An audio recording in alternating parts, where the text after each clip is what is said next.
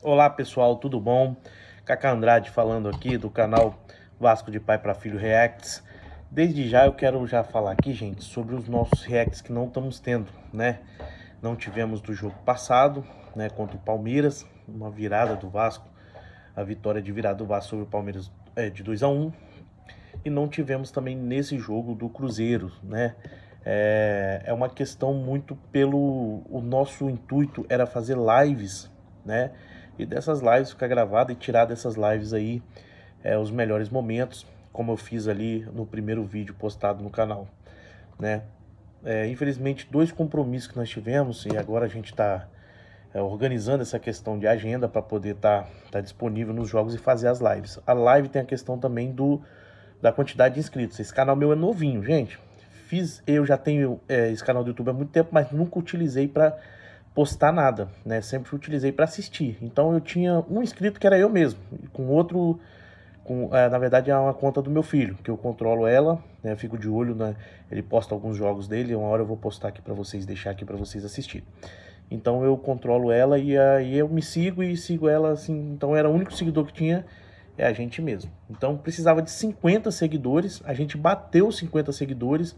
Só que hoje, na hora que eu fui fazer a live, ou fui testar a live, né, mais cedo, eu precisava esperar 24 horas para liberar as configurações, para liberar, fazer aí a live. Então acredito que no próximo jogo a gente consegue fazer uma live aí bacana sobre as reações. E hoje seria muita reação, porque é um jogo emocionante, um jogo de 6 gols ali na casa do Cruzeiro, né? Eu vou jogar o jogo fora de casa. Mas falar um pouquinho sobre esse jogo, um jogo que, de novo, mostra as preocupações do Vasco quando tá numa fase, né, do jogo muito disputado e tal, toma um gol de vacilo, um gol de falha de marcação, um gol de desatenção, né? Desde o começo do jogo, a gente ouvindo os comentaristas falando sobre a liberdade que tinha o Matheus Pereira para jogar ali no meio de campo, acaba fazendo aquele lançamento lá na ponta para o jogador, que lança para a área e sai assim o primeiro gol do Cruzeiro, né? O primeiro gol do Cruzeiro, o Vasco sofre 1-0, vai para o primeiro tempo com esse 1-0, só que a parte boa é a reação do time quando retorna para o segundo tempo, assim como aconteceu com o Palmeiras, aconteceu também com o Cruzeiro, né? O Vasco voltou muito reativo, voltou marcando pressão lá em cima, voltou a 1000 por hora, né? Então a gente engoliu fisicamente o Cruzeiro nos primeiros 10 minutos de jogo e foi aí que saiu os 2 gols do Vasco. Os 2 gols saindo do pé de Cauã Barros. Foi 2 gols, um menino bacana. Vacilou de novo, como deu aquele vacilo no jogo contra o Flamengo pelo Carioca, né? Uma falta que poderia ser uma falta boba, né? Foi ali fazer uma trança-perna no jogador, acabou pisando e foi expulso, e isso prejudicou muito o Vasco. Prejudicou muito o Vasco, porque o Vasco já estava pressionando mais o Cruzeiro. Quando fez os 2 gols, continuou com a vantagem no campo, na parte física, na parte técnica, estava melhor do que o Cruzeiro logo quando saiu os 2 gols. Tem um jogador expulso e aí o jogo ele já virou um jogo totalmente reativo, que era um jogo de proposição do Vasco propondo as jogadas, vira um jogo em que o Vasco tem que reagir, né? Defende para sonhar com uma bola sobrada ali. Logo sai o segundo gol, né? É uma coisa terrível, gente. A bola aérea no Vasco é um problema grave que precisa o Renato resolver. Nós tomamos muitos gols de bola aérea, muitos gols de bola aérea, né? É uma preocupação muito grande. Então o Vasco não serve para jogar, ainda mais que a gente estava com um homem a menos, mas para jogar um grande tempo com jogadores na pressão e jogando bola aérea. É certo que uma hora a cabeçada vai ali, uma hora o Léo Jardim faz uma defesa, uma hora alguém consegue tirar, mas é certo que uma hora alguém cabeceia e sai o gol, né?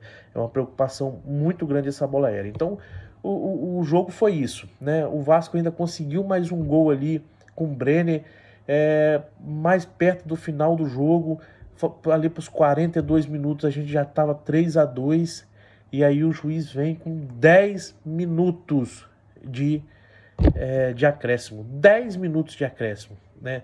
O jogo não teve tudo isso para 10 minutos de acréscimo. Teve o VAR para a questão do cartão vermelho, Mas não demorou tanto assim, foi rápido, viu o pisão e deu o cartão vermelho.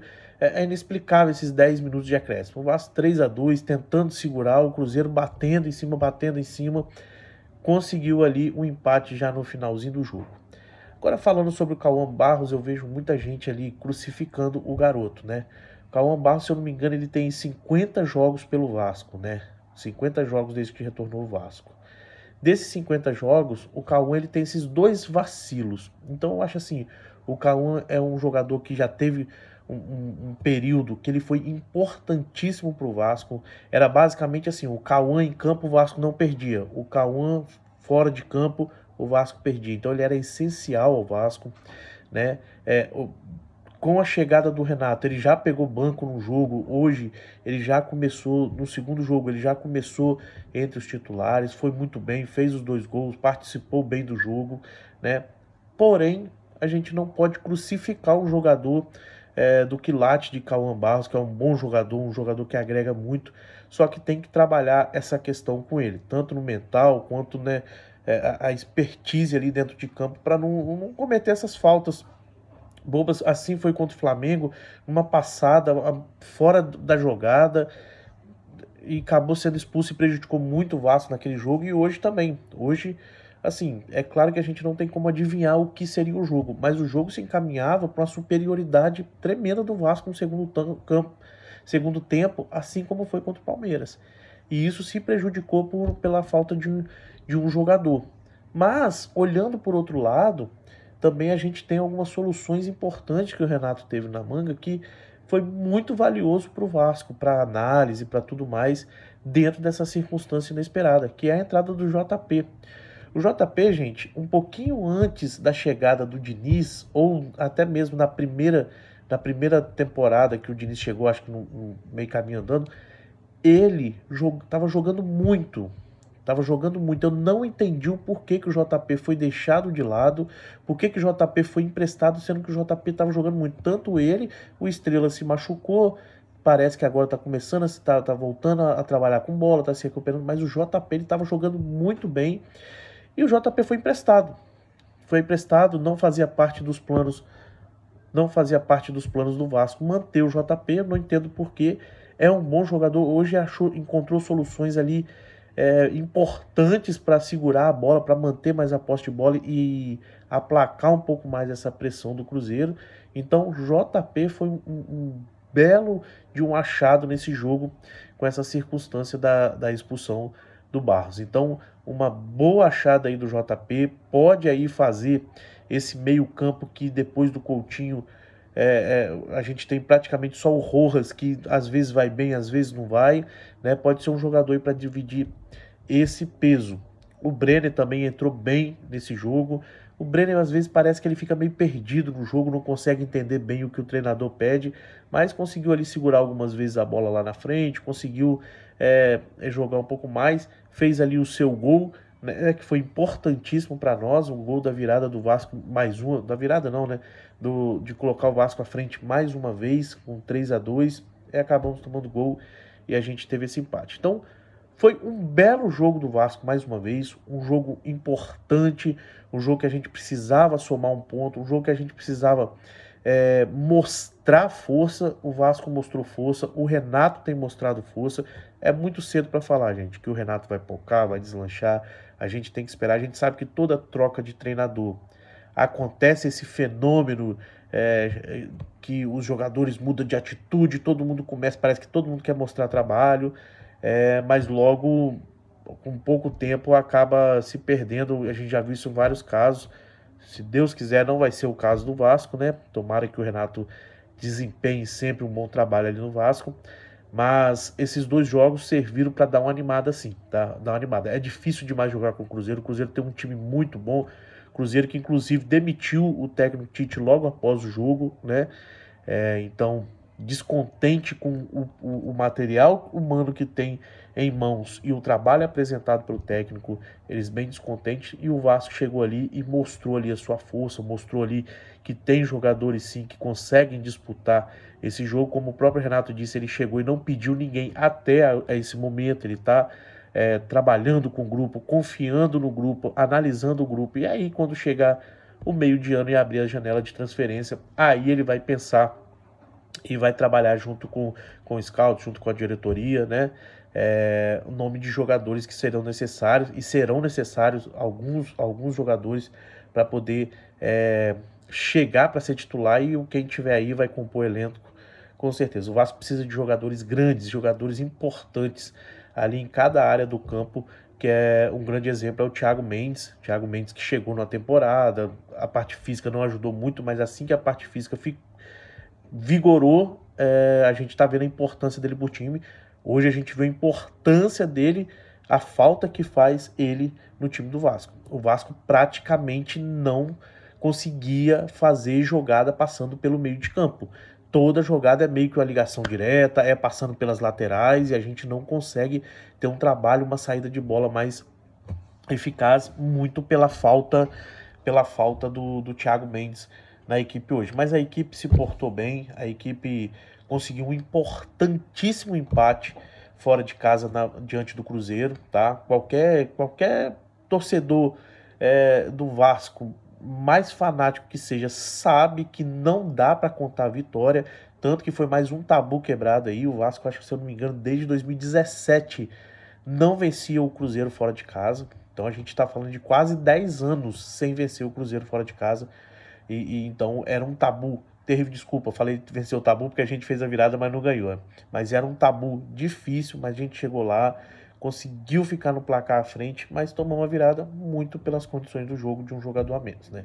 Então assim, é algo animador, é algo que tem mostrado que o time tem alguns recursos, sim, tem como ser melhor do que estava, tem como apresentar um futebol melhor do que apresentou até aqui.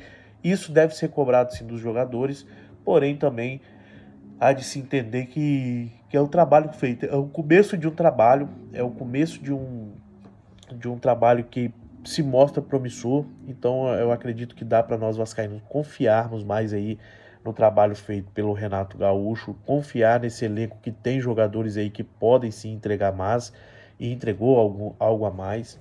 E no mais é esperar também que as coisas mudem para o Vasco. Eu vejo muita gente falando que o que acontece no Vasco é um pouco espiritual, é algo que é inexplicável. O time tá bem, tá tudo tranquilo, do nada desanda. Então torcer para que as coisas comecem a caminhar de uma forma mais tranquila para nós, que nós não soframos tanto durante a temporada. Outra coisa importante falar aqui, que ao final do jogo, a diretoria do Vasco, na pessoa do seu presidente, Pedro Paulo, né, o Pedrinho, ele ficou indignadíssimo, e com razão, tá, pessoal? Eu tava vendo, eu vi durante o jogo, a transmissão, por incrível que pareça, não mostra muito, né? A gente tem que ficar procurando os replays por aí, mostram-se muito pouco, mas os lances que foram reclamados, 2 pênaltis e um lance que seria para expulsão no Tietê. Esse lance da expulsão, serei bem sincero para vocês, se o juiz quiser, ele expulsa, porque já vimos expulsar vários desse jeito, né? Porém é um lance muito interpretativo, porque sempre dizem que com o pé preso no chão tem o risco de lesão e tal. Ali foi mais uma pancada, merecia talvez um cartão amarelo, dá para justificar, mas o problema é que às vezes nem marca nada, né? Mas tem um puxão claro no Robert Renan, quando ele tenta ali dar uma levantadinha, tenta dar uma meia bicicleta ali, o cara puxa ele pelo braço e desequilibra, e o encontrão do jogador do Cruzeiro, diretamente com o ombro no peito, se eu não me engano, do Cuiabano, foi um absurdo, um absurdo. O Cuiabano vinha entrando dentro da área, passando da lateral para dentro da área assim, e o cara simplesmente para o ombro diretamente no peito do Cauã Barros. Mas enfim, contra o Vasco parece que as coisas é mais difícil de acontecer, né? Mas enfim, no catado geral, foi um bom jogo. Foi um jogo, para quem gosta de gols, foi um jogo bacana de se ver, porque teve gol toda hora, né? Um jogo bem animado. Infelizmente, por questões de alguns minutos, a gente perdeu ali esses 3 pontos que seriam importantíssimos, ia colocar a gente em 11º lugar. Com o empate, a gente permaneceu ali no 15º lugar, né? O empate também deixou o Cruzeiro lá na zona de rebaixamento. Com a vitória inicial do Cruzeiro, que estava de 1-0, o Cruzeiro passaria o Vasco, ficaria em 17º, 16º, e o Vasco em 17º, já dentro da zona de rebaixamento, tá? Com esse ponto, a gente respira também essa rodada ali em 15º lugar, e não estamos na zona de rebaixamento. Então, assim, do geral, eu acredito que foi um bom jogo, foi uma bela apresentação, né? Mostra aí indícios de que a gente tem uma temporada mais tranquila. E esse é o vídeo de hoje, tá, pessoal? Aguardando aqui acertar todas as partes técnicas aqui pra gente fazer a nossa live aí com todos os, né, as reações minha e do meu filho Arthurzinho, né, nos jogos do Vascão. Espero que a gente tenha reações de muitas comemorações e poucas de frustrações, ou quase nenhuma frustração, que é muito difícil se tratando de Vasco, tá? Eu quero desejar para você uma boa semana aí, que fique com Deus, um forte abraço e até a próxima, se Deus quiser.